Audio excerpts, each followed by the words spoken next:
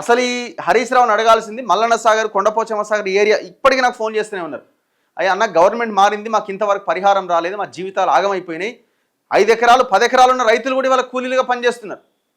దాదాపు ఇప్పటికే R&R కాలనీలో 10 నుంచి 15 మంది ఆత్మహత్యలు చేసుకున్నారు. మీ పాపం కాదా అది? మీ పాపం కాదా? హరీష్ రావు సమాధానం చెప్పాల్సింది, ఎవ్రీ ఇయర్ వరదల సమయంలో రోజుకి 2 TMCల చొప్పున, అదనపు TMC వదిలేయండి, రోజుకి 2 TMCల చొప్పున 150 TMCలు పర్ ఇయర్ మేము ఎత్తిపోస్తామన్నారు. 4 ఏళ్లలో మీరు ఎత్తిపోసింది కేవలం 150-160 TMCలే, 162 TMCలే. మరి ఎందుకు అంత తక్కువగా ఎత్తిపోశారు? కారణం ఏంటి? పోనీ 162 TMCలు ఎత్తిపోస్తే అక్కడి నుంచి నేరుగా రైతుల పొలాల్లోకి పోయినాయా?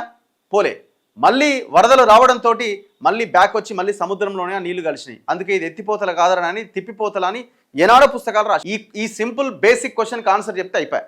ఎన్ని నీళ్ళు ఎత్తిపోసినావు, ఎన్ని నీళ్లు రైతుల పొలాల్లోకి పోయినాయి, ఎన్ని నీళ్లు సముద్రంలో కలిసినాయి. బస్ నీ ప్రాజెక్ట్ గొప్పతనం ఏందో ఇక్కడే అర్థమైపోతున్నది.